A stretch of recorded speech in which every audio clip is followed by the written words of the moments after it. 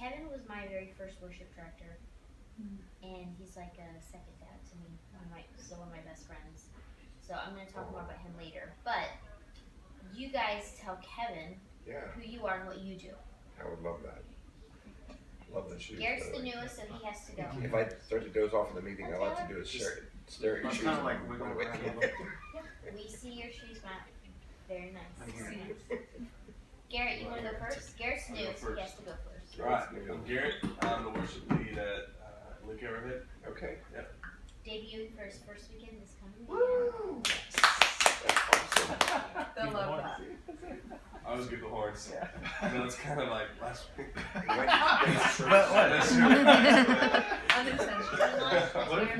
Is there a way to add like angel wings to it or something? That's a lot of fingers. Yeah, You're getting dangerous right in front of gang signs at that point. Bring something. This is the late chair, Pablo. Right next to me. With it. Huddle up. I sit right there. No, you're going to sit right here. Nice and snug. So, Krista is not going to be here. Her your child, or I forget how old Krista's kids are. One of them's sick. Yeah. You know. Yeah, so she's taking the baby to the doctor. Obviously, Christina's not here. Dan's surgery tomorrow. And then Steve, Matt, and Becca they all work full time. So sometimes they call in, but Amber's got our trusty little video phone back there. We upload it to a Google Drive so that everyone can. So this is welcome Kevin to our meeting today. A short story. You guys know I've talked to you guys about my desert years. 6 years of just. Immediately after that, we went to Life Point Church in Maryland, and that's where Kevin was the worship director. And Kevin has a lot of responsibility for the spiritual healing that took place in my heart and my life after those desert years. And I'm going to talk more about that later, but we still remain best friends. I call him my Maryland dad. My kids love him more than their actual grandfathers, but to make sure that doesn't actually get out anywhere besides on the internet where we're about to put it.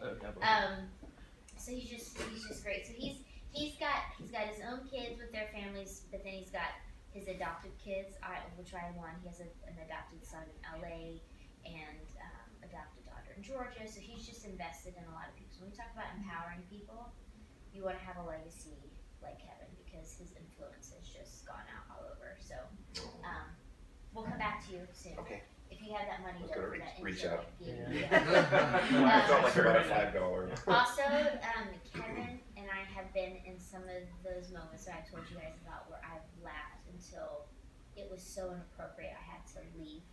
And we experienced a lot of those together. So he was my boss, but I was never in trouble because he was always laughing too. So if you ever get in trouble for laughing, it's totally fine, because that's my life. I live for awkward moments, nervous laughter. I don't know how to recover from them. It's gotten me in trouble my entire life. Church services where Adam said, just get up and walk out. Everyone can see that you're laughing. And I feel like I'm hiding it. And he's like, you're shaking the pew. You have to. Okay, so anyway, so what you guys are going to do is we're going to go around. Garrett started, but we're going to backtrack to you. Okay. You tell Kevin who you are and what you do. Cool. I'm Pablo. I'm our Redlands or East Valley campus worship leader. Okay, awesome. And that is my campus role. And then network, I am part of a set planning team with Danielle, and I also do social media for our worship. Awesome. Danielle is Christina's daughter. Yeah. Yes. Yes. My cat has been trying to do We'll go to Eduardo. Hi, I'm Eddie. Hello. I'm the worship lead here at the Hunter Park campus. Location campus. Hunter Park place. And he does many network things. I do network things like budget, and that's pretty much. Nope. What else? I do it. If we need, like, hey, we need an acoustic arrangement of this song. Yes. And we'll go That's very cool. Monday, my apologies. Stare at Matt's juice for a bit. And there's another network thing he's gonna do. He just hasn't started it yet. Yeah. Okay, you're up. Oh, Kate, I'm Delon, and I'm the worship lead at Moreno Valley, and then I oversee scheduling stuff. I'm Taylor, so I do worship for Sandals Youth at like a networking kind of a campus level. So Awesome. Is Matt Cash joining us? Yeah. Awesome. Matt Cash is the principal of an elementary school. Hey Cash, Hola. are you feeling better? Oh, we need to turn him up. Oh, way better. Good. I think my body was just telling me to shut up and lay down for a day. Good. Glad you did that. We have a special visitor in today's meeting. Kevin, just move your head forward and just wave. This is Kevin. Kevin was my very first worship director many years ago, and is out visiting for a few days. So he's sitting in our meeting today. So Cool. we're It's like we're in the process of telling Kevin who we are and what we do. So we'll get to you last. Sounds good. We skipped Amber. I don't sing. I just help melody. Sing whole song melody, yeah. That's very important. Yes. Just help Melody. I'm Danny, and I'm the campus worship leader for our golf campus, which is like over by the closet. And I work with Pablo on social media stuff and set planning, and then also like a network support role for worship for Cultivate and for Bolts as well. I dabble a little bit. So there's a little bit of things. I'm Morgan. I'm the Woodcrest worship leader, and I help Christina a lot with the Rogo School of Worship on the network level. Okay. Okay, cool. I'm Matt. I primarily wear road shoes. You're right. That's my main task. I'm sorry. I'm the music lead, and so I oversee onboarding, training, all that kind of stuff for all our musicians. Oh, awesome. I also help with like arrangements and writing and stuff like that as well. Really cool. And you are? Oh, is it my turn now? Yes. Yeah. I'm Matt Cash. I am a worship leader for the network. So I go where there's holes and where we don't have worship leaders currently and fill in. Yeah. And he helps coach and train some of our newer worship leaders. So yeah. And Matt's been here the longest, so Wow. he wins that prize. Got it. How many years, Cash? 15, 16, Wow. 16 I think. Yeah. So awesome. We also have Becca Bogenwright, who's a network worship leader. Krissa Herzog is a network worship leader, and Christine. Christina. Yeah, she's our worship supervisor, network level. And now we have 8 or 9 people in Rogo School of Worship. 8, yeah. That's so exciting. Which is great. Yeah, super exciting. So I'm going to start today with a couple of like housekeeping sort of items. I had a real heart's desire to create a slide deck for you guys, but I didn't. So I'm actually going to, when I say I'm going to write all the information down. Amber is going to, because she makes really great slide decks, but just so we have this content for everybody to see.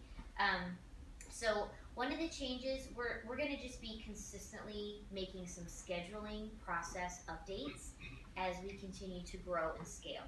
So as the scheduling is moving more to the campus level, we've made some adjustments to the network level in terms of scheduling things. So just like you guys have that deadline of having your April team scheduled by March 1st, Delon's going to be working on a separate network worship leaders schedule.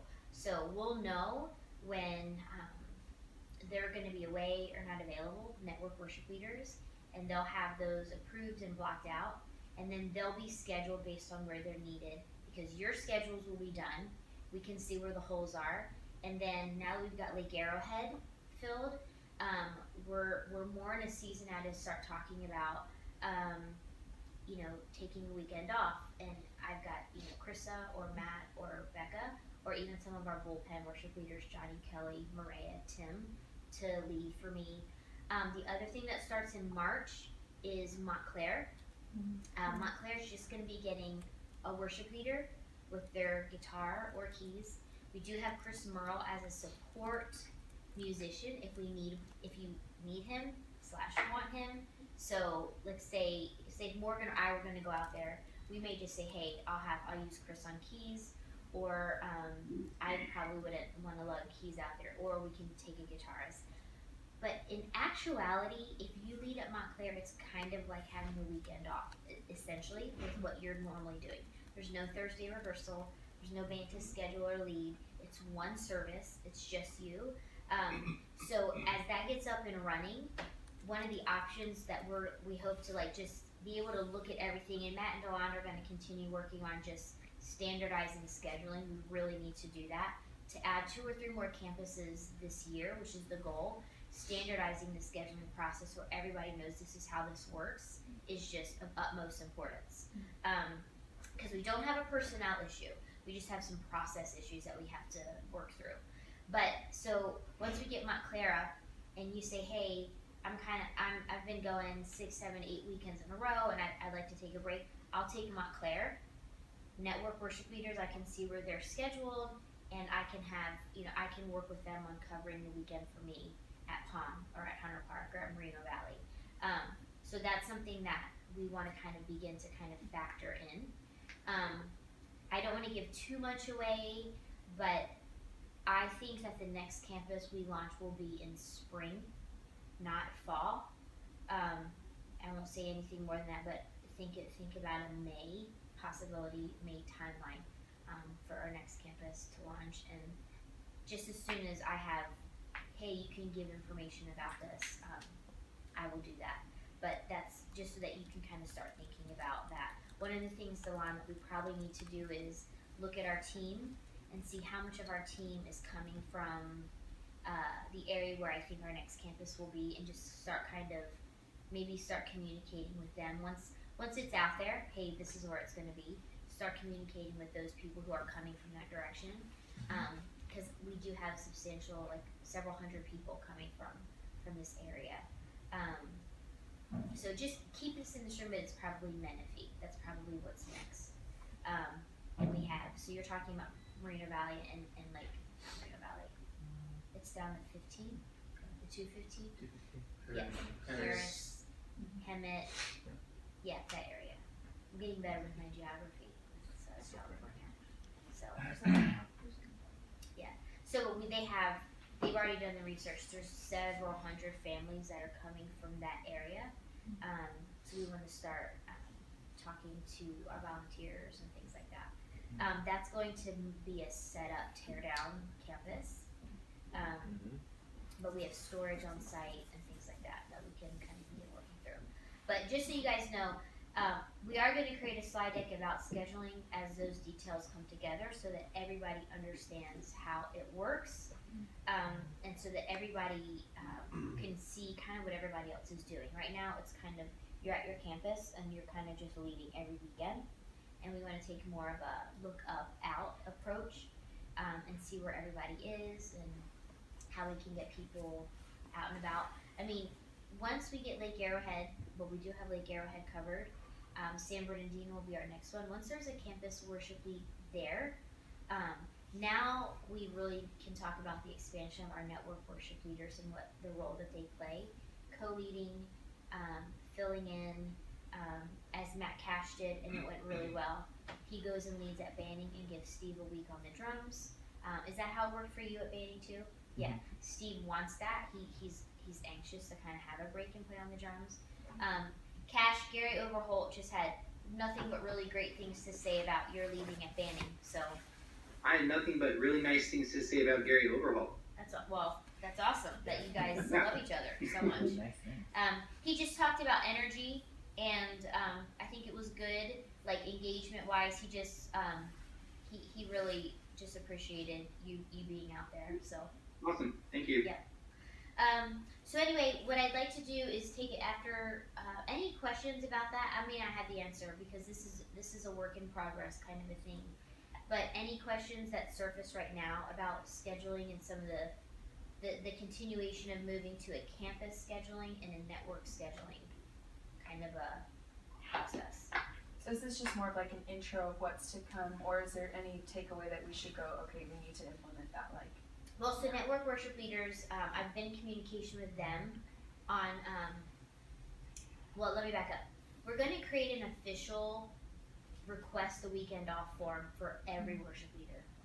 So network worship leaders, that'll just have to get cleared through me or Christina, because we directly supervise. For campus worship leaders, it'll just be something that your campus pastor and myself or Christina sign off on. But we have those because what we need, the biggest shift is we're blocking out versus, hey, like we can't block out. We need you, like we have this weekend, or we have this. So we're just making a shift from kind of everyone, I'm gonna schedule here, I'm gonna do this, to a standardized, everybody who needs to be in the know is in the know in terms of when people are stepping out or need a weekend off and that kind of thing. Because that's what helps us, and that's what helps Delon look at the bigger picture and go, this is where we need people to be. The other thing is, in terms of you guys scheduling, I just hear my heart on this. I want you guys to get to lead together whenever you can. I know that it's life-giving.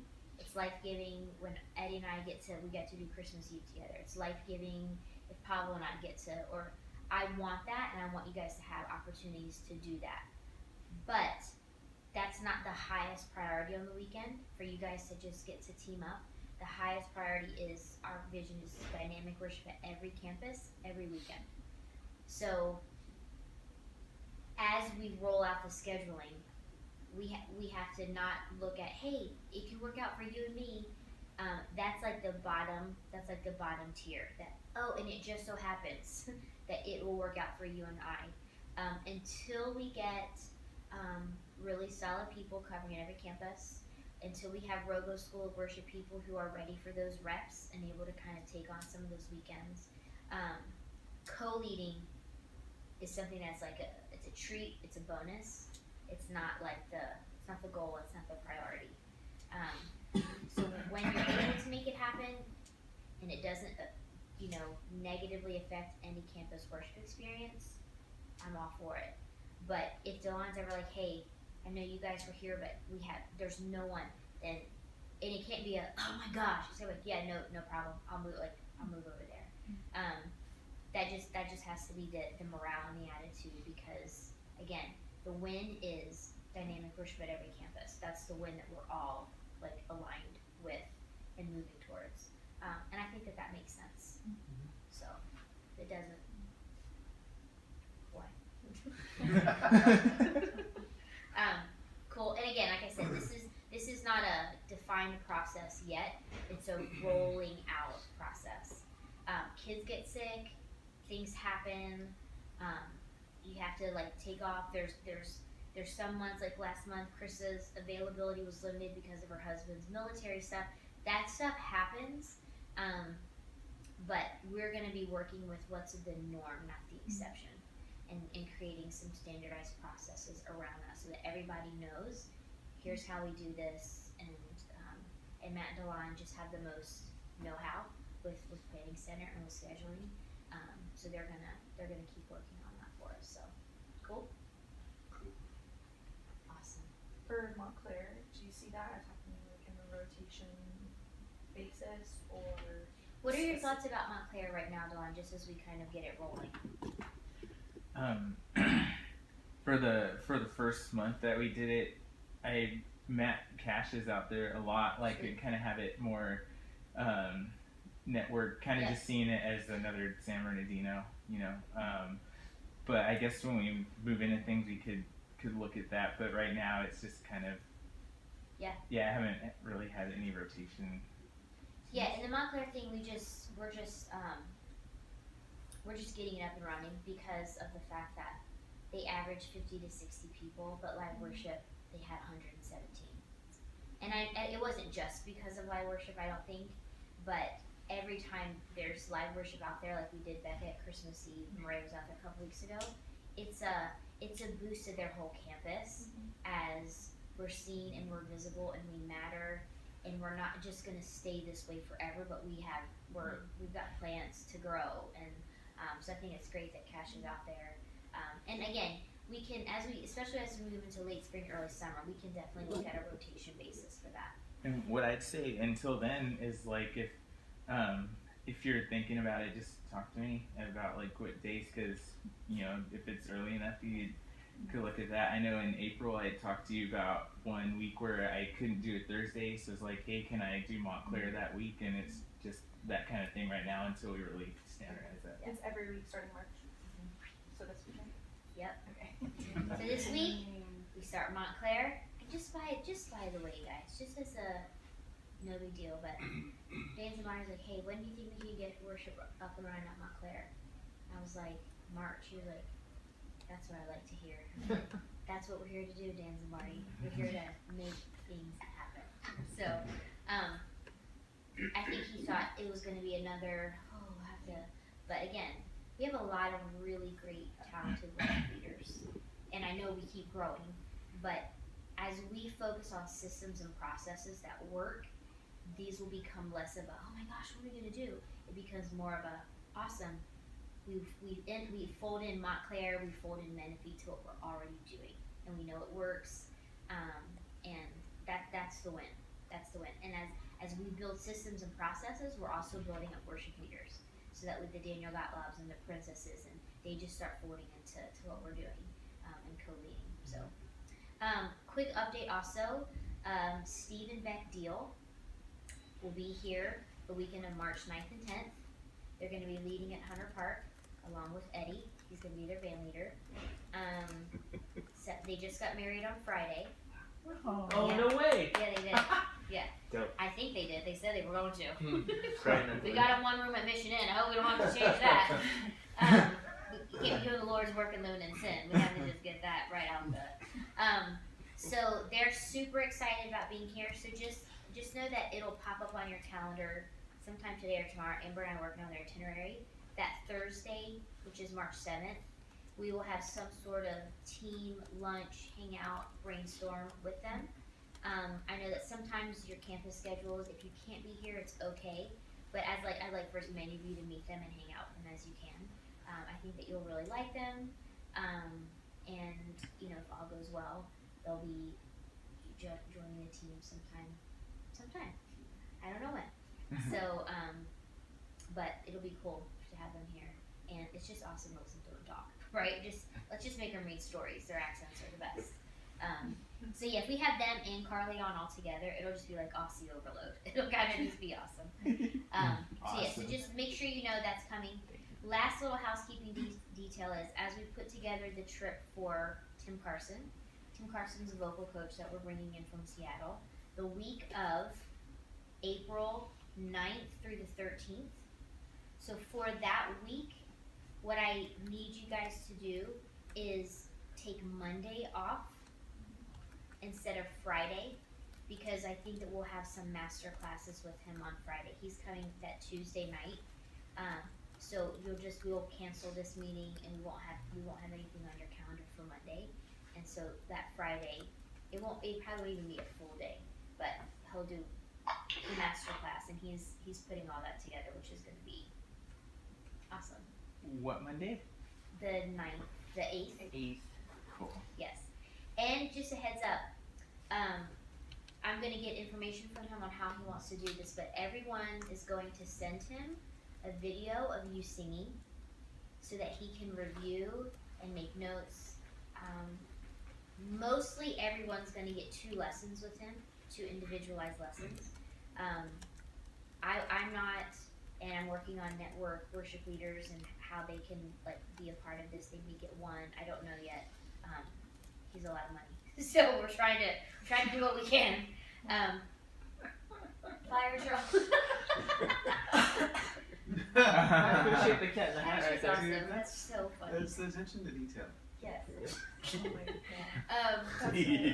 So yeah, just go ahead and we'll cancel that meeting for the 8th, and then we'll start that work week on Tuesday. That was great, Matt. Way to be safe. I'm just gonna mute so you can't hear the alarms. Okay, thank you for that also. So anyway, those are my housekeeping details. What I would like to hear from you, if you led this weekend, is just a really brief, what are you celebrating from the weekend? Interaction with the volunteer, the way the set went, just what are your wins? And if you want to give like a brief little snippet on how your last weekend at Pathway went. This was Garrett's last Sunday.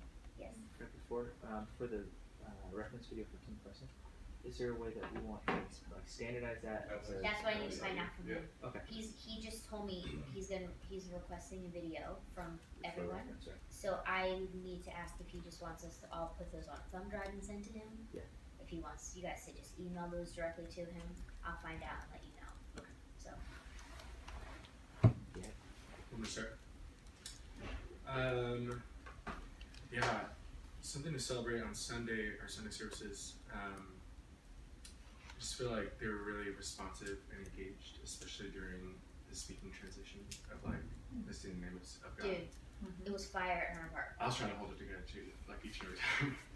But like they were shouting, they were clapping, and I don't know, it's just been really good these past weekends at East Valley. And I feel like Pastor Adam has been really intentional of like hyping them up during announcements. Like, we're here to worship our God. Like, let's get involved. Let's sing. And also, so Spencer Chapman, his son is still sick.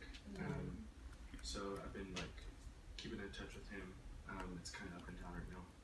But Steve Rivera came in and played on Saturday. Played drums. Nice. And then Phil Castro stepped in on Sunday. So just like the flexibility within our team. You didn't need You can use it, I think. Yeah.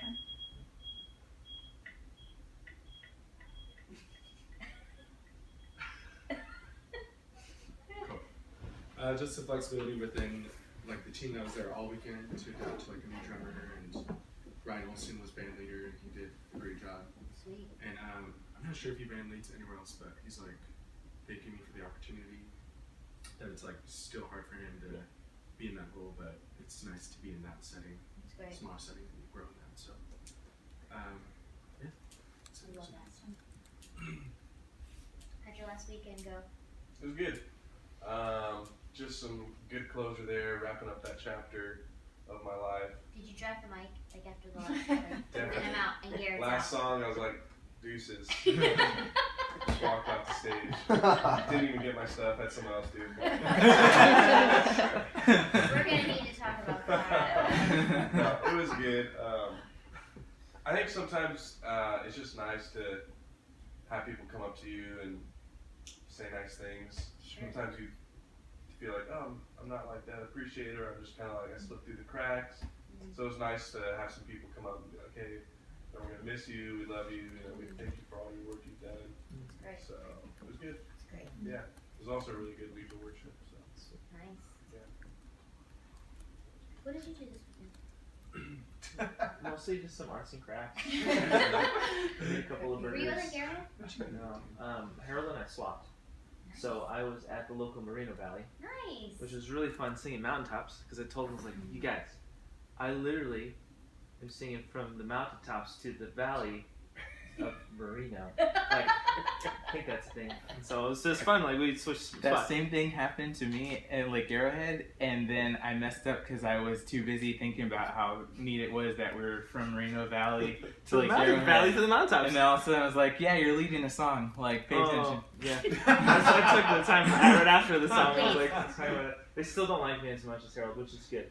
You love Harold. Yeah, no, and I love that. I think it's like so indicative to just your leadership and how much they have bonded to you, and so I don't mind it at all. I'm like, all right, I'll be the second uncle. That's fine. So, well, I got to I'll play be the with. fill-in white guy. You know, hey guys. Oh no, we're not gonna. Okay, let's sing.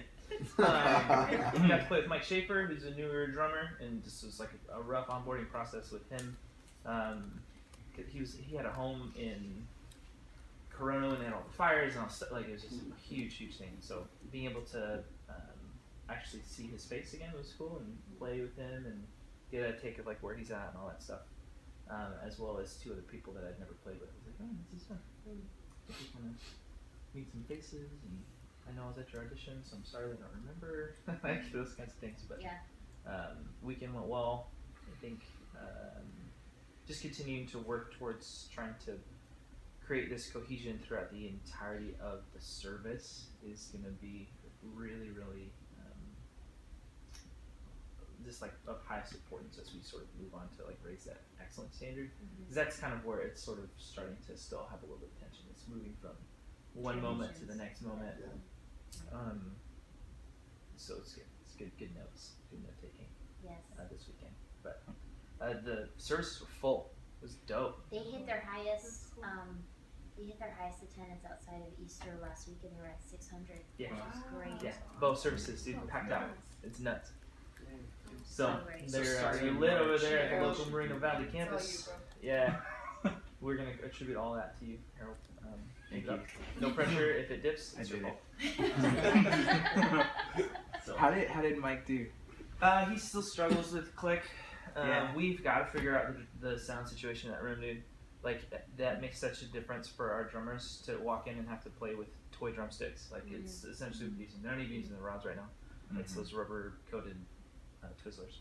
So they're having to like play with those things, and it's kind of like if we had to play with like a kid's guitar, you know, like it'd be. You don't do that.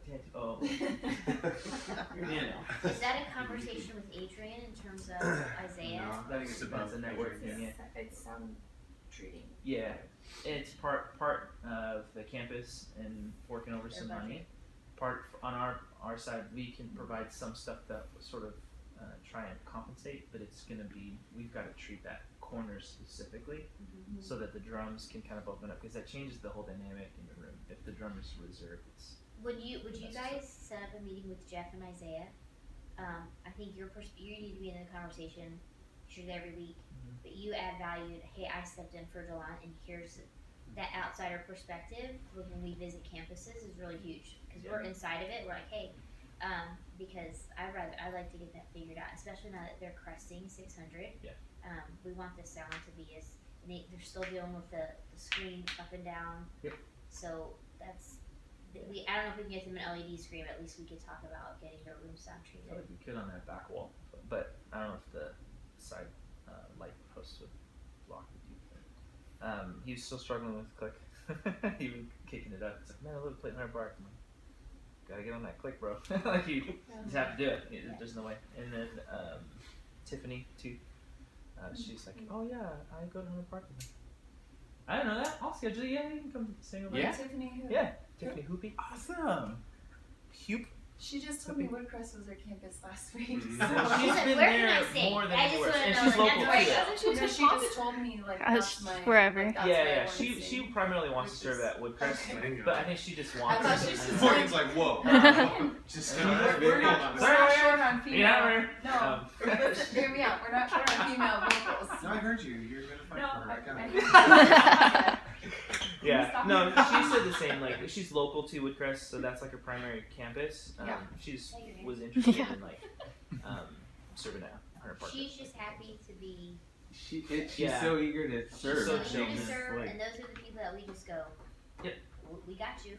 Yeah. We got you, Bill. It's fun. It was fun. Her and Aida like totally hit it off, and they were like buddies. It was super cool. Great. Yeah, it was really sweet. Everybody loves when Aida's at Moreno Valley. Yeah. Who did you have female lead out on anything? Tordan. Oh, cool. She's there as well. Got her to play harmonium reluctantly. Harmonium and violin is not a good combo. No. Sorry. No. It's like, oh shoot. So, little coaching, we got through it, but good. Yeah, the team was a little looser than I think we would like, but we did good. They all worked really hard. Great. You're great. What's a harmonia? Did you say? Harmonium. It is a hand-pumped accordion-sounding keyboard box. Very folky. Yes. Not my favorite. I'm always like, why'd you say that? Sorry, I love Tori Tom with all my heart and soul, but. Wait, can I pause for a second? Yeah. You've talked about the cohesion in the service. Were there like moments where Not you in the felt? set. Oh, in the service as a whole. Okay. And I will have we had a meeting about that last week, and I think there's going to be some positive things coming out of that. Cool. So, but I would like to hear your notes in more detail as fodder for what I'm saying in those other meetings. So I was at Lake Arrowhead, and we didn't have rehearsal Thursday because of the snow, but the team did really well still. We had some issues on Sunday morning, so we didn't have as much time as I wanted to kind of run through things, but we went through transitions, at least, because most of the songs are pretty familiar to everybody. But so it wasn't like the greatest thing in the world, but considering we didn't, most of the songs we just played through run through, it was really good. And Jonathan and Michelle Sinnott wrote up there from Moreno Valley, and they're pretty new, but Jonathan is a solid electric guitarist. And that was cool. So then Michelle was kind of feeling ill, but she still went up there and sang. She's still singing like melody and everything, but it was great. How do you think the team up there, the merge team that was Lakeside, that's now San Jose, how are they doing with learning the songs? And they seem to. I was with Steven and Kenny, and both of them seem really excited about the songs. They're learning the songs, even though we didn't have rehearsal. Steven told me that he and Kenny still got together and practiced the songs. And it shows like they know the songs. That's awesome. So I was just like, wow, like cool. They were like, is it okay to like still go? Yes. But it's encouraged. And then Gene came up afterwards because I've been trying to find opportunities for him in there, but he kind of plays the same stuff that Steven plays, and then so there was some kind of drama with that. Not drama, but I couldn't find a place for him as much. But then Steven had volunteered to come to Moreno Valley like next month so that Gene could play bass there and stuff, and just that kind of stuff is just like neat. Like they're working together and everything. They're good guys. I think that was my experience just being up there a lot at launch. That I think I was talking to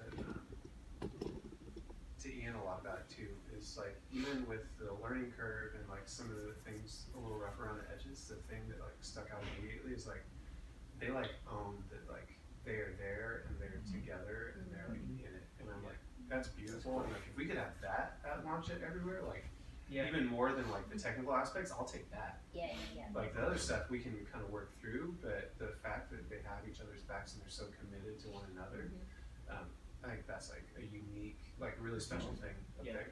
It's huge, man. And even with me coming in as a guest, like multiple times, Steven was like, "Man, like you lead and we'll follow. You lead where we're gonna go and we'll follow." Did he invite you over for lunch?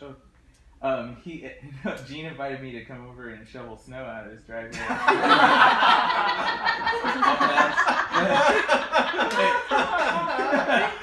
He's like, because we came up there, we're like, this is so magical. Oh my gosh. He's like, yeah, you can come to it like that. Come see how magical. I was like, See magic. Exactly. Great. So Taylor, you were banning? I was, yes. So it was a harder week for me because I lost my voice like Sunday morning, pretty much. So Thursday I was like fine for the most part. I started getting sick and I like just some congestion stuff. And Sunday morning I was warming up and I was like, uh-oh, like this is not a good sign. And all the keys come down. Yeah. Luckily they were low enough to where it was like I could still sing it, but it was just a struggle because on the Sundays like that you're really focusing on you're making everything sound good vocally, and to be honest, it kind of took me out of the moment in some ways, and it was just like, that's not how I want to be. So the whole time I was kind of focusing on like not dying, not voice cracking, not hacking up like a loogie onto the person in front of me because stuff was just coming They're out. close at banning too. Oh yeah, they're right there. They're So catching it. very easy to get an eye full of snot. So We find healing, Racket's healing. yeah. So in that aspect. Did Amy Soriano sing? She did, yeah. I had her on melody to just kind of add that support for me. And so like a positive note out of that, me and, oh shoot, why did I just forget the production? Frankie, yeah. Me and Frankie were working together a lot on how to make that sound good mix. So there's a lot of positive connection between me and production. Really, like after every set, just making sure, like working on balancing me and her whenever like my voice is starting to fade a little bit, and working together with the mix and getting stuff like that. The band there, I don't know if some of the band that we had, it plays there a lot, and it seemed like they're not really used to the new way we're doing transitions. And when we did run through, it was kind of like we were copying and pasting songs. It was like song 1 done, like hit the brakes hard, transition into song 2. And so we did like almost like 45 minutes of just like practicing transition. And positive note, I was able to kind of explain like, hey, like the direction we're trying to go is giving space to create moments, giving space for people to feel these songs, to feel what we're saying, to listen to God, to worship God like openly. And it's gonna take a lot of work. It was still hard, but it was definitely better after we went through those and talked about it. But it's definitely something that I think like whoever's that banding should really like try and, you know, as we're trying to move towards that culture, keep working on that. That's why watching the archive from Saturday Night Hunter Park is so important. Yeah. Because that's what everybody, that's the video that everybody can see before going into Sunday, except for you, of flow and like what here's what we want this to look like, you know. So it's just a valuable resource for everybody to like, take 30 minutes of your Saturday night before you go to bed and just watch the archive. Good. Yeah. Cool. So you're out there this Wednesday then? Yeah. Okay. So that's what Taylor's doing, if you guys didn't know. He's leading at the campus on the weekend. That he's going out. Yeah, it's the Taylor tour. It's the Taylor Ridge / Slipper tour. He's leading at the campus on the weekend when he's going to be Wednesday night for the youth. So really trying to build up worship culture to his youth. So that's great. Cool. I was at Palm Mystique, and it went okay. I felt like we were on Thursday, like things were moving and we got done in a good amount of time. Like I don't know, I was too hopeful. Cause Sunday was like, what happened? Did we not even rehearse? Like all the things that we practiced. So that was really discouraging. Like it was a discouraging start. I think even just some of the conversations I've been having with production, and just felt like we disregarded a lot of those. And so on a personal note, it was like working through a lot of like choose kindness and don't get frustrated, and because at this point I'm just like we've talked about this, you know. So we eventually kind of got through some of those things. Jason Romero really struggled this week. Like I felt like being on it mentally, like his memory isn't always like great in terms of remembering what we did, but there are times where I was like, that's not even in our sets. So like, but he owns it, and so like it wasn't Did a he start the wrong tension. No, and then granted, like so what was a win was so. Nope. Hey, was that with No, it was a separate time with Cash. Where Was that with I think Chris? you just told him no, right? Like you just stopped and you're like, nope, that's not it. We had to stop. It's like 1, 2, 3. Nope, not even close. in service? Yeah. And then there was a And time then with there's that one time Lamar. I think it's There a was whole Christ is enough. Oh my It's God. like It's Christ I thought it was is windy. It looks like it's No, at it's 80. it's low on there if you hold it. No. Oh man. Yeah, so I mean he's very like he's humble about it and he knows, but it's just like when your drummer's not confident, like the I think his whole mic might be muted or something. the whole team is not. Sorry, are you I talking? can hear you guys. I'm fine. Oh, okay. We can hear you. He's just being quiet. A win though was so there was a couple like the transitions from song into tag. We wanted to really make those really like seamless and fluid, and the way that we did it as a team, I feel like those were the moments where we really bonded, and it was like those were the wins. Mighty God was never a win, but out of Mighty God into Greater You Lord, that was always a win. Yeah, like right. we killed that every time. So those triplet, I don't know. Anyways, so and then another win was I've been working with Ben, who was the keys player at Paul before, like a lot, in not playing every note that is accessible to him, and not treating things as like sing-along moments, but like, let's make this really fluid and cohesive, like, how can you be subtle but also pretty, like, and this week I felt like he was like clicked, like it all clicked for him. And we've like simplified everything, like just hold that G, like on a pack, just hold the G. But then he would like add in like 2 or 3 little notes like underneath, and I was like, did it? Like you're getting it. So that was like really cool, just 9 months of the same conversation kind of over and over again on very simple matters, but like for him it feels like a huge win because he's been playing for so many years the exact same way, and he's starting to like take that, and then even notice when like other people aren't playing and it's affecting him, and he'll tell you when you're not playing the right thing. Also tell you if you don't move your mouth very much when you speak. Yes. Just from experience. He's very critical feedback is. It was great. It was a service run-through meeting. You don't move your mouth very much. Thanks, Ben. Thanks, Ben. I appreciate it. I have also. Are we supposed to do that? I should try to move less when I'm around him. When I'm reading my He's lips. great, and this. You're the worst lip reader. And then I had Adam hop in as band leader kind of last minute too, and it's not something that he's really comfortable in doing, but it's something I think something he's growing in. Like talking and playing is hard for him, and I just noticed even as services kind of went on, he was doing more of that.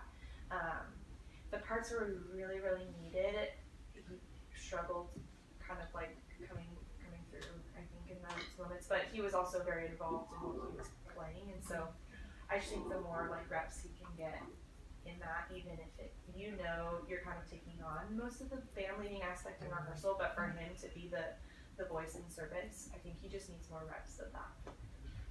So that was another win. And then Nick Moore is just like, he's so great. Like, yes. I'm glad that he's like. And he did morning and solid. evening. Yeah. Evening was awesome. We did like acoustic, keys, and electric, and it was fun. I don't know. It was really It was good. Sunday night service at home. So that's our only Sunday night. It was just sweet. Like I don't know, this last Sunday it was sweet. So yeah, it was good. I have a lot I could say, so I'm going to try and be more choosy. Going into the weekend, I was really a little bit anxious about like looking at my team. We had like a lot of unique personalities on the team, and I was wondering if it was going to be cohesive. And on Thursday it was not, but a lot even changed from Thursday going into the weekend. So David Shea had previously requested to do vocals only. Yep. This has been an ongoing discussion for a long time, and we've gone back and forth. Delon has, I have, and actually convinced him this weekend to be a keys player again, which is really cool. So he said he'll play keys for Woodcrest. He said, as long as you're okay with it not being prepared. And I said, well, that I'm not okay with. I said, if you can decline if you're not going to be able to be prepared, and you can accept if you can budget time in your week to prepare. So I was like, I'm not okay with the unprepared thing, but I do want you to, So he actually ended up playing keys on Sunday, which he was not on Thursday. And he actually did really well. He worked on it on Saturday. We were in communication because he got sick. We've been struggling with like a male vocal presence at Woodcrest, which is why I was talking the female vocal thing. We're good on that. And so I started singing in lower octaves, which has challenged my range to grow immensely, including like What a Beautiful Name. I was the tenor voice this week. Me too. Sing with Mighty God. And Heather was leading those songs. And so it was like, I'm learning those things because they don't come naturally to my mind to be like, oh, David Shea's sick, so like I should fill in. But like this week I felt like that was it helped with the sound from production's point of view, which was cool. David Linden also set up a wireless talkback, which has been awesome because we don't have band leaders at Woodcrest right now. So you have a talkback? Yes. And I have not used it previously in services until this weekend. I've used it in rehearsals and sound checks and all of that. But Gavin was our drummer, and he was really hot and cold. Sometimes he like just nailed it like so well, got all the hits every single time. Like Mighty God, the hardest hits like in the entire set, I feel like he just nailed it. But then every single time we ran through the mashup of What a Beautiful Name and Oh Praise the Name, he forgot Oh Praise the Name was coming, even when I went on the talkback. And so it was confusing, and just like a little bit like of a test for me to be like, what's wrong, you know? But it was just, I feel like I'm just learning everyone's different style and how like, I'm like, okay, well maybe I can encourage more like notes, or like, don't just stare at me if I'm looking at you and like the set's about to start. That's because I want you to start calling us in. Because like at one point Justin McVeigh said, okay, let's all stand and worship, and his hosting is so good, like it's so energetic, and everyone's there and they stand up, and the click hasn't started, and we're all here, and I'm like looking at Gavin like, now would be a good time. No. Literally, it felt like for so long, and it probably wasn't like that long, but to me it felt long, and so we talked. He's got the proficiency, he's got the skill. It's just the intuition and the focus is what's lacking. But yeah, so I'm just learning a lot, honestly. And actually, last week, on a personal note, this is gonna sound funny because it's from Christina, but one thing she's challenging me to grow in, she phrased it as passion over polish. But then she also said, you just need to dirty it up a little bit. And so, okay. Nice but like, I totally know what she means, because I love control. I love things to be like, okay, I know exactly what I'm singing. I'm going to go, no, no, no, no, no, no. And I'm like not free to like adapt most of the time. And that even becomes like spiritual, because then if I sense that like the Holy Spirit is moving, I'm like, okay, that's cool. But like, I always make an excuse. Like, we don't have the band to like do that, or like I don't feel like we could navigate that moment well. And so this weekend I tried to break that a little bit, and it wasn't super smooth. I just felt like I needed to say something during the build of the Great Are You Lord bridges. And so I did in second service, and like it was a little bit awkward, but it was like a win in the sense of like I did it. So I just feel like I have a lot of learnings from this week. Some really good things, and some harder, like, okay, growing opportunities. So yeah. I was there for second service, and it didn't come off that way. Oh, it was good. not awkward. Good. Well, I would say that was probably the strongest I've heard your voice leading. Thank you. And as a guy, I was able to sing along. I know I have a higher register, but I was able to sing along to all of the songs comfortably. Awesome. So thank you. That was really good. The only thing I thought about from a critical standpoint was what you were saying was so good, and the three girls that were on the front line were like closed eyes, hands out, having their own little moment. Okay. And it was really distracting. Like, instead of looking at you, right, to help focus, like she's making a point, everyone should be looking at her right now. They were like this, you know, like they almost, in some ways it looked really awkward what they were doing with their physical posture, and it made it really odd. Like, oh, she's saying something awesome. What is she doing? Is she mumbling to herself, right, to somebody else on stage? Okay. Yeah. But like your leadership was like super strong. Thank you. And then aesthetically, the back line and the front line, they literally looked like two lines of people. Like however the stage setup was didn't feel right. Okay. It looked like there was a line of people standing in front of a gigantic TV that was the instruments, and then 10 feet in front of them was a line of people to sing. Okay. So they were two lines of people instead of a band on stage. Got it. You know? Yeah. You know what I'm saying? Do you think it was because of how many people we had on stage this weekend, or it was just like formation? No, there was no depth. Okay. Like, you looked up and you saw a row of people, space, and then another row of people right up at the screen. And that was kind of those That's things. Good feedback for you to take back to production. Yeah. About placement. Yeah. And they tried to do something with bringing Drew on electric forward in the back line, but maybe it wasn't forward enough. I don't know. Well, I think we always struggle too with the same thing that the vocals on the front line. They're usually pretty demonstrative, like physically, and they were really engaging. Yeah. But the back lane doesn't move, right? Like Tommy doesn't move. I don't know. They just didn't move. They like held their position and did their thing, and the front was moving and the back wouldn't. So. Okay, thank you. The first thing that he brought up though, that's what I don't know what all of your vocalists were doing in that moment, but that's like I wonder if even like a production. I feel like sometimes production is not quite as attentive to some of those moments of like, oh, Morgan's talking, like, let's not have all of the front line spotlight, like, no, let's start to bring some things back, because it probably wouldn't have been awkward if they were still having their moment, but they were not in the front, like, you know, the center of attention.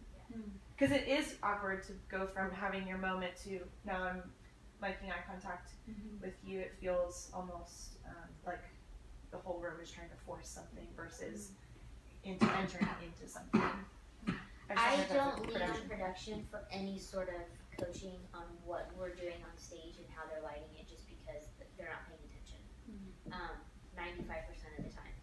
And I don't want to say, hey, could you guys, because they're doing what they're doing, and unfortunately right now it comes from like Matt was observing, or if I'm observing at a campus and I go, hey guys, here's how this logo sounded. We are working on, and this will be coming soon, there's going to be video technology at every campus for platform evaluations from a campus pastor, communications, worship standpoint, myself and John Brown, probably Isaiah, like we're all in the conversation, this is going to be becoming a thing, where we'll have access to every campus, like we can just tune into Palm, tune into Woodcrest, tune into Moreno Valley. I know that as I say that, some of you are like, that's great, I think I have diarrhea at the same time. But it's for an evaluation, it's for a feedback evaluation purpose. And let me just say, like, listening to you talk, I love the wins. Do as much of your coaching in the moment as you can. So, like, if you've got a vocalist who just looks like a deer in the headlights, don't let her go through the whole weekend and then go, hey, by the way, all 3 services you were gonna, as soon as you notice it or see it, or if their vibrato is way too heavy, make that call. There's times where, you know, we go, hey, we're gonna try this. Like, for example, I led at Hunter Park Saturday with Tim.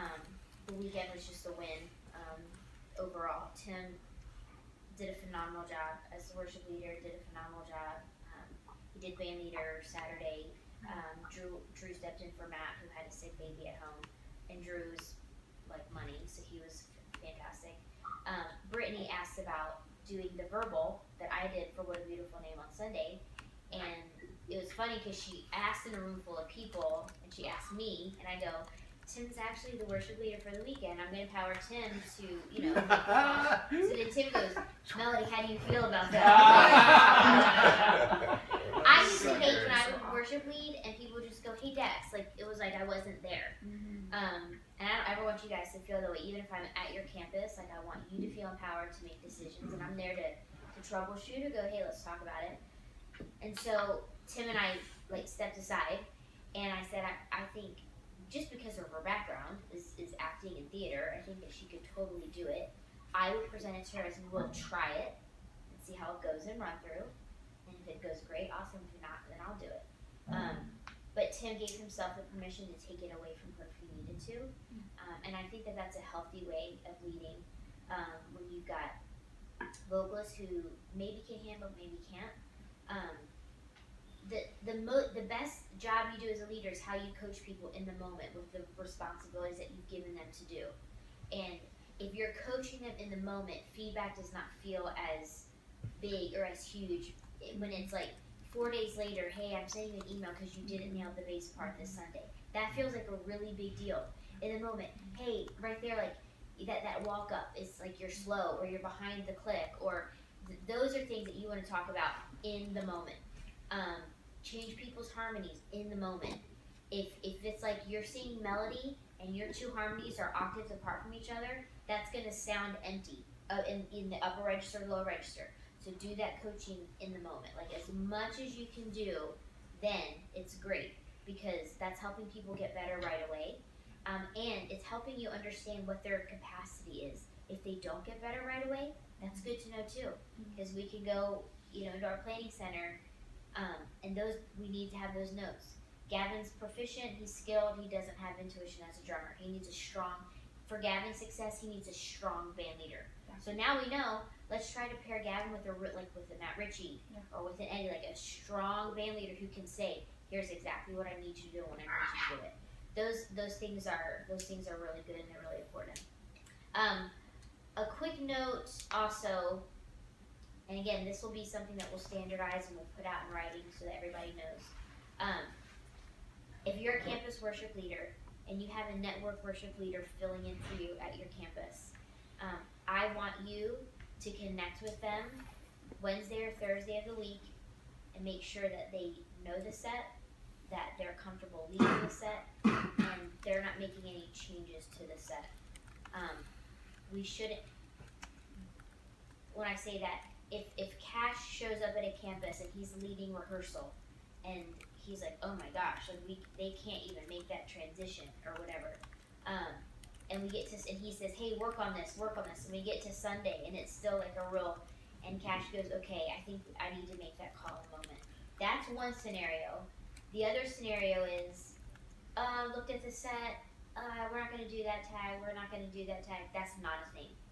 That's not a thing.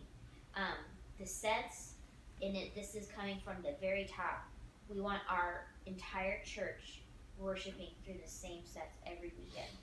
And so our job is to prepare our bands and our vocal teams to lead through those sets, not to change the sets. If that's a deal breaker for you, we should talk about that. I should know about that, like, now, or not right in this moment, but later. But as you have network worship leaders come in and lead for you, connect with them, make sure that they're like, hey, here's the set, do you have any questions about the keys? Set them up for success, but just make sure that everybody's on the same page. We want to lead our teams with consistency. We don't want volunteers on our team, especially as we still have some who rotate from campus to campus to go, oh, I don't really have to practice the tags because we never do those tags at home. That's not a thing. We don't want to have people on our team who go, oh, well, I'm with Garrett, and Garrett, he'll change something up at the last minute. Like, we are a consistent, you got used for that example. It's consistent, it's the same, and even though our leadership styles are different, if they play in Morgan's band, and if they play in Delon's band, what's consistent is, here's what we're singing, and I'm giving you as much time to be prepared for that as I can. We are moving away from 2-minute real focus transitions. Those are evaporating into the air. We're moving into more in the moment, over instrumentals, a prayer between to link. I love it. I think it helps us set up our least experienced worship leaders for success. And I think it sounds good. I think it feels good. I think it works. These past 2 weekends especially, it's been great. Matt Brown, just all the praise hands and all the love, and I love it. It's like, so we're, in terms of getting our signals from, hey, there's a lot of wins. Energy, momentum, loving the set. Oh, Praise Name, been one of his favorite songs for a while. He didn't love his sermon this week. He loved the worship, and that made him feel really good about the service. So that's another way that we partner with him. When he's like, it wasn't as funny as it normally was, it was kind of more somber, he loved the worship. That's what energized him. So those are big wins. Yeah. I'm gonna give Kevin a few minutes. Kevin's been on the worship stage for many, many years. And one of the best things I think that we can ever do is spend time with people who've blazed a trail ahead of where we're going, and learn, what have you learned? What do you want to teach me? What can I learn? Kevin's legacy for sure is the amount of people that he's influenced and empowered who are leading worship or leading something somewhere because he gave me opportunities. Kevin taught me how to plan a great set. Kevin let me plan sets that weren't that great, and we sang them anyway. Kevin was with me in the days where my mashups were more like Whiplash, because we didn't just do 2 songs, we did like 4. It was like, we're gonna go right from that into that.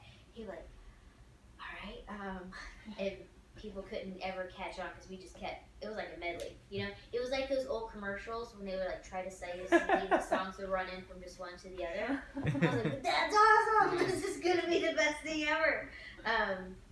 Yeah, and took me to conferences, exposed me to, that's where I met, I essentially met Tim Carson through a conference that we went to. It was like, buy this stuff for our team. But one of the things that Kevin is just a hallmark to his leadership is that as he's migrated and moved on to other teams, people are still coming back and asking him to come back and to keep leading. And we'd be better if you were, and so I just said, hey, I don't want us to be insulated to where the only voices we hear are our own. There's a lot that's happening in worship across the country and across the world. And as much exposure as we can get to people who are doing it different or doing it somewhere else, have been doing it longer, do it in a different ethnic setting, diverse setting. Kevin leads all the white people in Carroll County, Maryland. But anyway, I just said, hey, take a few minutes and just share like whatever's on your heart. We want to learn and continue to get better. So I don't have anything scripted, but it was great kind of getting to know you guys a little bit more just through recapping your weekends and everything. I kind of know Eddie and Danny a little bit just through my phone dates with Melody. I had the privilege to be with Melody for about 8.5 years. And my heart was in a sling when you and Adam, went west. But no, I think the worship arena is the coolest arena to be in a local church. I just think the influence is amazing, as long as we're humble doing it. My big thing is been all about, so I'm a team builder and I'm a shepherd leader. And I'm a coach and a mentor and a cheerleader and an encourager. And I think that's, if you can build relational equity with your team, and I think, Morgan, you mentioned something about having some different personalities.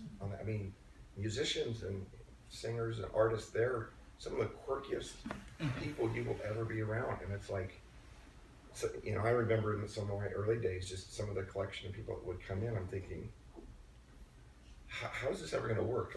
I don't like being around these people. It was strange, and I went to a conference about 15 years ago, and there was a breakout session, and there was one thing that the person that was leading the breakout said: pray to get a heart for your team. Pray that daily. And I started doing that, and I just want to encourage you guys, as you're leading and growing your teams, pray daily. God, just give me a heart for these people. And all of a sudden, the people that I could barely stand being around, I was pushing into their lives. I was finding out about what's going on in their lives. And I think the relational equity that I started to gain, then I was able to say hard things to them, or say, so if you have the relational equity, I think you really can kind of say, hey, you were in the wrong key for this whole verse or this chorus, or you could push in on things like, okay, I want to know what's going on with your girlfriend and you. You can push in and ask some hard things. And I think in all my years at the church that I was with Melody with, I was there 28 years, had hundreds of hard conversations, but these hard conversations I was able to have because I had the relational equity with the people that I was having them with. And all but probably 3 or 4 of these conversations helped make the team better. And so relationships, I think, are just huge. And so that would just be one of the things I would say. I'm a huge fan of musical integrity, singing the right notes, playing the right notes. And so it's fun to be able to lovingly push towards people to get better, because I think being excellent is not being perfect, but it's being the best we can be. And to see, as you're leading teams, to see them get better. I mean, Melody tried out, you were 27 and you tried out, you were a little bit nervous on your audition, you did great. Thanks. But as she started in, we started giving her the speaking part, and then, hey, would you like to try leading worship? And but I think you'll never know what you have unless you start giving people opportunity. Yeah. Even if they don't nail it, and I love what you're saying, correcting, as it's going on. Because I know a lot of times in the middle of a rehearsal, I would have to pull somebody off a part or whatnot. But so giving people opportunity, and you don't know what you have until you see what they can do, and then encourage them to get better. And some people can't get better, but there are enough people that can, and you just keep encouraging them. So the relational equity with people, your team, just loving them, encouraging them. Yeah. And just by the way you're talking, a lot of that's already going on, so I'm excited for you guys. Excited for Samuel's Church. When Melody and Adam came out 4.5 years ago, Kevin's you guys an were. accountant too, so he knows all I'm a numbers guy, so 4,500 people is what Samuel's was, and you guys are almost triple that. I'm not going to give you and Adam a lot of the credit. Yeah, don't get it. But nine campuses, and I mean, I'm following closely what you guys are doing. It's very exciting, very exciting. So keep on keeping on, loving your teams. Yeah. You know, as we've grown this campus worship leader position, you are a shepherd. You are a shepherd to your team. So the way that you're checking in with Spencer, every conversation you have about how they're doing, what they're going through, every single one of those conversations endears you to them, and they want to show up for you. They want to play for you, they want to play with you, they want to lead with you, they want worship at their campus to be dynamic. So if you gravitate towards a more managerial perspective, you need to lean hard into the relational perspective. You want to run a tight ship, I get that. You want it to be done well. We all want it to be done well. But we are heavily reliant on volunteers to bring this vision to life. Like our tagline is, we couldn't do this without you, because we literally couldn't. And so every chance you get to build into them, to pray with them, to connect with them. I mean, Kevin has relational capacity. He has more relational capacity than anybody I know. So Kevin, he's a night owl. So you find Kevin at Applebee's because there's nowhere else to go in this town.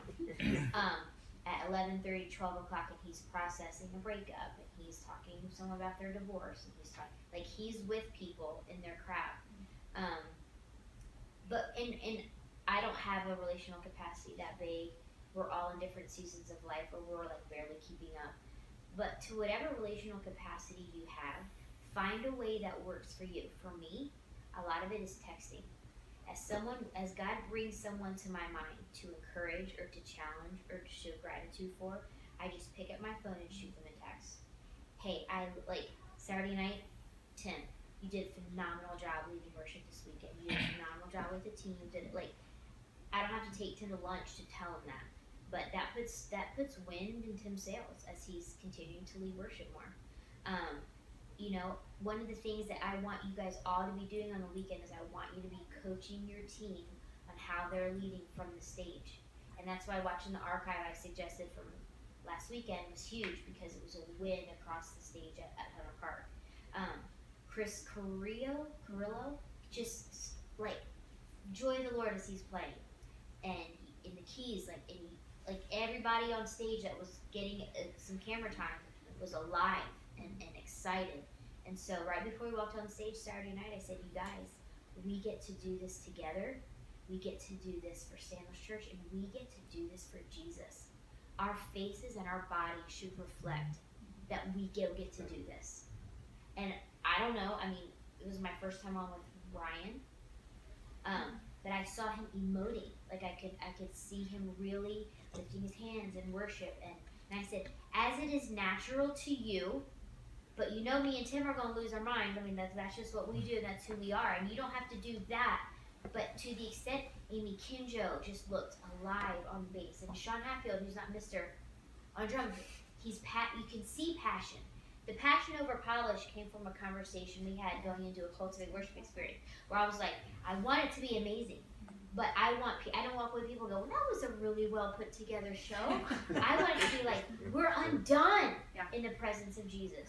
We're undone that we get to do this. We're undone that we get to lead people in worship. That as we're saying the names of Jesus, there's people who are bawling and clapping, right? Because this is what we get to do, right? None of us had to show up today at 6 o'clock at Home Depot. Nothing against people who work at Home Depot. I'm grateful for people who work at Home Depot every time we go there. But we are getting paid to do what we are passionate about doing. We should never get over that. And the people on our teams are not getting paid to do what they're passionate about. Maybe they are showing up at Home Depot, and then they're showing up at rehearsal. Sweet Corey came Thursday night to rehearsal dressed for a wedding because he came from work. That's what they're doing, and they're setting up. And so, love them well. Like, I joked around with Drew all weekend just because, like, I don't know him that well, but just kept saying, thank you for showing up. Thank you for coming in for Matt with the sick baby. Thank you for... You need to lavish that kind of stuff on these volunteers. And when you do that, they will keep showing up for you. They will undecline. I said to Sean Hatfield, Eddie and I don't have to kill you. It's so exciting that you get to keep living. But Sean, thank you. Because Sean Hatfield on drums is a master. It completely affected the weekend. We were done rehearsal. Don't hate by 8:24 on Thursday. So I was like, everybody was prepared. Everybody knew the set. Everyone knew what they were doing. Vocalists were just able to make, like, vocal rehearsal just went really smooth. And I get it was a solid team. I understand that. I know what it's like. I have led many unsolid teams. And rehearsal takes a little bit longer. But here's what I'm saying. Challenge them, encourage them, and show gratitude for them. Tim huddled up the team Saturday night and talked through, here's the bumps. And this is what we're going to hit and run through tomorrow. And go back and watch the archive. Like, that is really good coaching of your teams. That's what you want. Your teams will show up and they will deliver. So it's great. It's a great word. That's a great thing for us to kind of leave here. I would like for each of you this week in your rehearsal to specifically address your backline. What are you doing with your face? What are you doing with your energy? What are you doing with your, if you're happy about what you're doing, like, and I want you to also specifically address coming to Thursday nights prepared. The set's up, the set's been up, the set's up for the next 2 weeks. You got all that you need to be really well prepared. Preparation should not be something that we have to own because we're last minute. We need to be challenging our team to be prepared. So even with you, I would encourage you to get some one-on-one time with David. Like, meet me for coffee during the first service. Let's connect by phone. David just needs to be challenged. He's been on the team for a really long time. There's no new news. It's just that it's a personal. David, you add so much value to the Woodcrest team. You could be such a valuable asset with what we're doing. Here's what I need you to be working on. And just move into those conversations. Move into those. One of the things I do want you to deflect and not in any way enhance or enable is people who just want to get to the Hunter Park stage. We need to kill that. It's not said from I don't think it's said from most people from a malicious or from a, but it does bring with it this attitude of, that's, if you're really good, that's where you go. And I just want to kill that spirit of competitiveness across the team. I want to kill selfish ambition across the team. I want us to be served from a place of humility. That's why when our team sees Eddie giving his at Moreno Valley, and they see DeLon giving your at Lake Arrowhead, they see Matt Cash playing us hard at Montclair, what that says to our team is this isn't about the size of the stage. The God that we serve him every stage that we occupy. So as much as you can, if you pick up on that or hear that, just kill that. Say this is one church, many locations. The God that we serve is not in a sandals box. So wherever you're leading, 200 people at Banning, 1,000 at Palm, Woodcrest, however many thousand at Hunter Park or online, doesn't matter. Just be humble that you get to use your gifts anywhere. You know, that's what this is about. But I love what you guys are doing. I'm your biggest fan. We're gonna just continue to create things that help you do your jobs really well, and just make this week about loving people and appreciating people. I'm gonna pray first real quick. Please be thinking about Dan and Christina tomorrow, and also about Danielle, Michaela, and Nathan. But we'll close in prayer. Is your baby doing any better? Yes. Good. No fever today. Great. They're still a little cranky, but Yeah. it was a rough week. If we could loan you sleep, we would. We would say, hey, Matt, take an hour and then